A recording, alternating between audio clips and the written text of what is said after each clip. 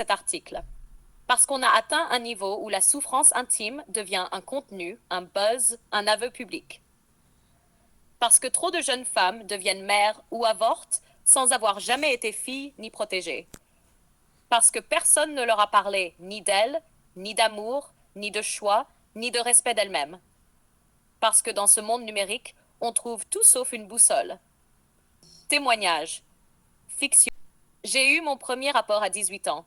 Il m'a dit qu'il m'aimait. J'ai voulu y croire. 3 mois plus tard, j'étais enceinte. Il a disparu. J'ai avorté. À 20 ans, j'ai rencontré un autre gars, plus gentil. Mais on n'a pas parlé contraception. Je pensais que ça n'arrivait qu'une fois. J'ai avorté une deuxième fois. À 23 ans, je voulais aimer et me sentir aimée. J'ai cru que cette fois c'était la bonne. Je suis tombée enceinte encore, mais je ne pouvais pas garder l'enfant. J'étais seule. Aujourd'hui, j'ai 24 ans. J'ai avorté 3 fois. 3 pères différents. 3 douleurs différentes. J'ai honte. Mais j'en parle. Peut-être que quelqu'un... Décryptage point par point. 1. Une absence d'éducation affective et sexuelle. Quand le père est absent, la fille manque d'un repère d'autorité bienveillant. Elle peut confondre validation affective et soumission amoureuse. L'école parle de contraception technique, mais rarement d'estime de soi, de limites, de discernement. La solitude émotionnelle déguisée en liberté sexuelle. Ce qu'on appelle libération sexuelle est souvent un déguisement. Beaucoup de jeunes femmes se donnent sans jamais s'être choisies. 3. Internet comme miroir de la détresse.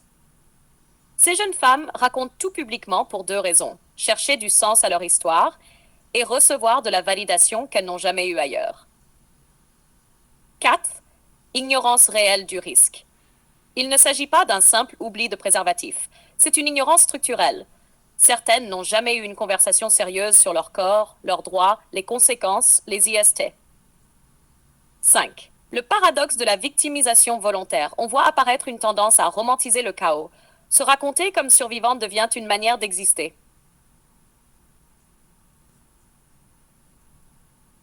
Leçon à tirer. L'urgence d'une éducation sexuelle intégrale, pas juste biologique, mais émotionnelle, identitaire, relationnelle. Le rôle essentiel des pères dans la construction des filles, sécurité, repère, discernement. La responsabilité partagée. Homme aussi absent que lâche, société aussi complaisante que muette. Revaloriser le silence et l'intimité. Tout ne se dit pas sur Internet. Tout ne doit pas devenir spectacle. Ouverture finale, tu peux toujours te relever. Il n'est jamais trop tard pour comprendre. Ce n'est pas un article pour juger, c'est un cri pour éveiller. À toi qui lis, si tu t'es reconnu, tu n'es pas ton passé. Mais tu as une responsabilité, celle de ne plus continuer à te trahir. C'est en apprenant à t'aimer que tu apprendras enfin à choisir. Souhaites-tu que je te mens à 24 ans? Mais à quel moment elle s'est choisie? Pourquoi j'écris cet article? Est-ce que l'amour peut remplacer l'éducation? Est-ce que le corps d'une fille doit servir de champ d'expérimentation à des garçons absents? Est-ce qu'une jeune femme peut encore apprendre à se protéger quand elle n'a jamais été protégée? Je n'écris pas pour condamner. J'écris pour comprendre. Pour poser les bonnes questions. Celles qu'on évite. Celles qu'on maquille en liberté. Celles qu'on cache sous des filtres Instagram. Témoignage fictif sous forme de question voix de la fille. Est-ce que j'ai couché parce que j'étais prête? Ou parce qu'il m'a dit que j'étais spéciale?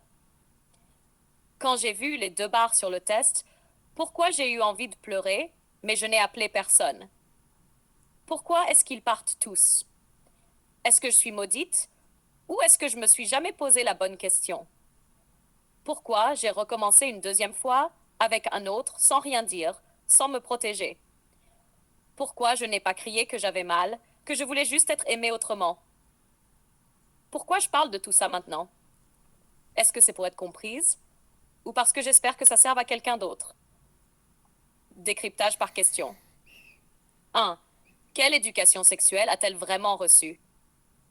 Lui a-t-on expliqué ce que c'est qu'un cycle, une protection, une limite? Lui a-t-on parlé de dignité avant de lui parler de plaisir? A-t-elle appris que non est une phrase complète? A-t-elle eu un jour une vraie discussion sur les conséquences physiques et émotionnelles du sexe? 2. Peut-on vraiment choisir quand on n'a jamais été choisi par personne? Comment dire je me respecte quand ton père ne t'a jamais reconnu? Quand aucun homme fiable ne t'a jamais regardé autrement qu'avec envie, comment apprendre la valeur d'un regard propre? Peut-on construire des repères affectifs sans avoir jamais connu la sécurité affective? Hakara 3. Pourquoi ces récits douloureux finissent-ils sur les réseaux sociaux? Est-ce une quête de compassion ou une mise en scène de la souffrance? Pourquoi les j'ai avorté 3 fois deviennent des formats TikTok? Est-ce qu'on valide la douleur pour la rendre tolérable? Ou est-ce qu'on s'exhibe pour exister dans un monde qui nous voit que si on crie? 4. Et les garçons dans tout ça? Où sont les hommes dans ces histoires? Pourquoi on parle de choix de la fille, mais jamais des responsabilités du garçon? Est-ce que l'absence de père produit des hommes absents à leur tour? Pourquoi n'enseigne-t-on pas aux garçons à être responsables avant d'être performants? Leçon en question à se poser à soi-même. Est-ce que je couche pour me donner ou pour qu'on m'aime? Est-ce que je veux un enfant ou je cherche une preuve que je compte? Est-ce que je suis prête à vivre les conséquences de mes décisions? Est-ce que je sais dire non? Est-ce que je m'écoute? Est-ce que je parle à quelqu'un qui m'élève ou seulement à ceux qui me plaisent? Ouverture finale. Et toi, tu veux continuer à subir ou tu veux enfin choisir? Est-ce que tu vas encore appeler ça de l'amour quand tu es la seule à porter les cicatrices?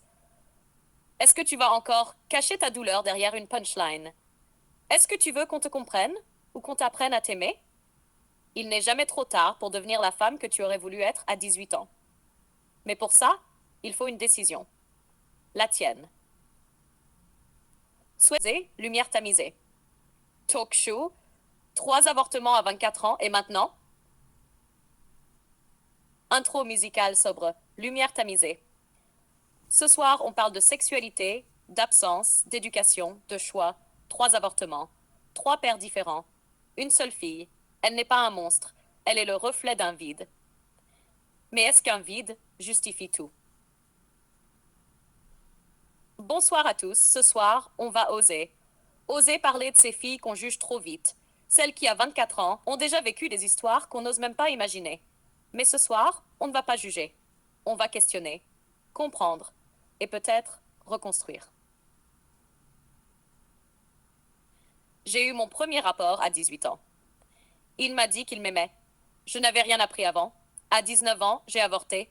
À 21 ans, encore. Et à 23 ans aussi. 3 fois. 3 garçons. 3 départs. Pas un seul je suis là. Je ne sais pas si c'est moi, eux ou ce monde qui va trop vite. Je ne sais même pas pourquoi j'en parle ici. Peut-être pour ne plus me taire.